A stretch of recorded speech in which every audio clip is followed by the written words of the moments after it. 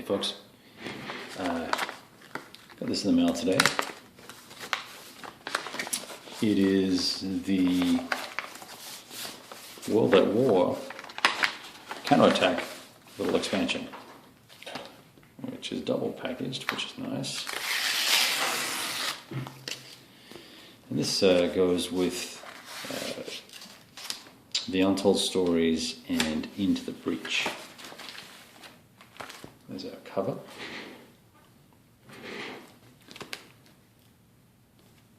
Now, that's actually a cool picture. That is a, looks like it's a, well, it's obviously an M1, but we've seen this picture previously on other covers. What they've done here is just added a let's call it a cartoon effect, basically. I forget what the exact terminology is. Alright, let's see what we got here.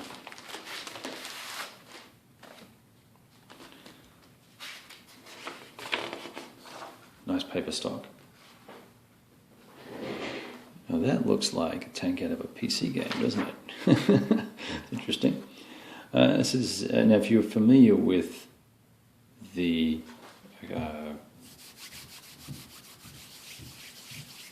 sorry, I'm just a little distracted here.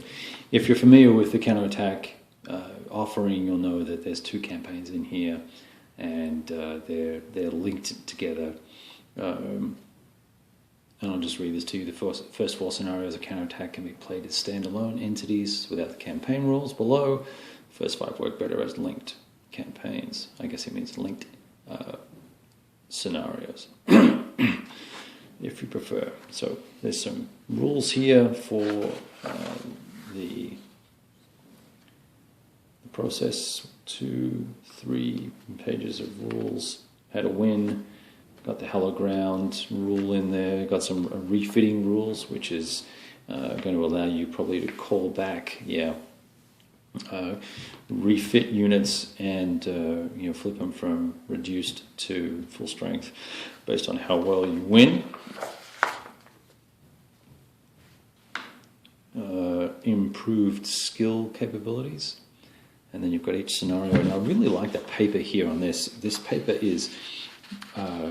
It's not too glossy, first of all. So one of the big problems I have had in the past is with World at War product is often the paper is too glossy, and this is nice. Everything's kind of bullet pointed out. The different units we're supposed to be using, which maps we use. Are those maps labeled? Let me see if they're labeled. Okay, yeah, so it says Blood and Bridges map. Or maybe it's Blood and Bridges and Tuds. I think it is Blood and Bridges, Yeah, Blood and Bridges and Into the Breach. Okay, so more scenarios. Trying not to bump my my guys here. My game that I've got set up. Steckler. This is the second campaign. I really like the images in here too. Now the map, let's see what the map is all about. It's a one-page map. I'm curious about the black edges. I wonder why that is. But it's a pretty dense terrain on the map. Let me just see if I can find some information about it.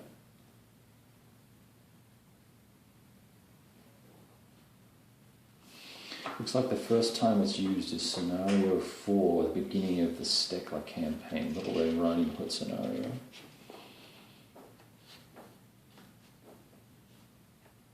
So maybe this is a standalone map. You know what? I bet it is a standalone map because it has no roads or any matching terrain. That's pretty interesting. Let's see what the story says.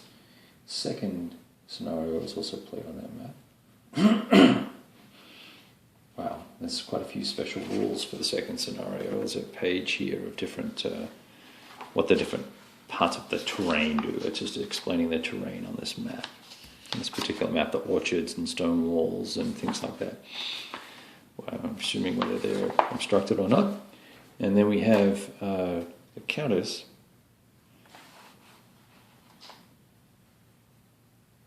Skill counters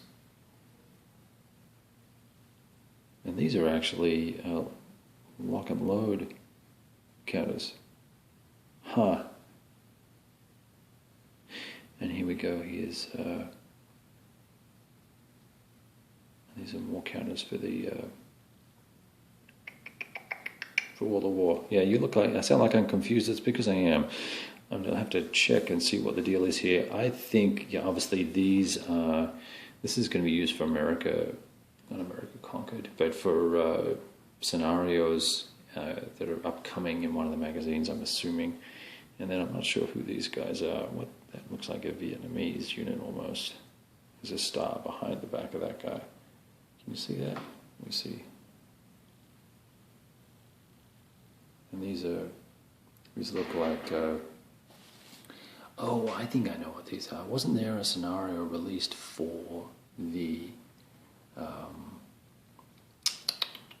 American Werewolf or something like that? Where Wolverines or whatever it's called. Anyway, I'm crapping on here. Anyway, 6 minutes, so that's probably long enough.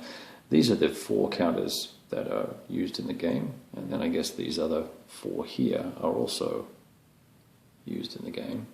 And we'll work it out from there, because I really have no idea. I just ordered this because it had additional scenarios, and this is the key thing that I like about World at War. It's not necessarily that there's lots of maps and lots of counters. That's nice. I really think that World at War's got more than enough formations. What I like is the stories and the threads that Mark and his folks create, and the theme that comes out of those is just always one that is so desperate for both sides, and it's very entertaining. So I'm happy to pay $20 or $23, whatever this was, for this full color gizmo and all the scenarios, which is where I think the intellectual property is in this series, because it's really easy to replicate or copy a game like this and make something similar, but it's very difficult to create the story attached to the scenarios and weave them together in a credible way. That's one of the things I like most about Walker's universes that he creates. So anyway, all good stuff. We'll look forward to getting these on the table in the near future, and we'll see how things go. And I'll when I find out some more about these guys, I'll let you know.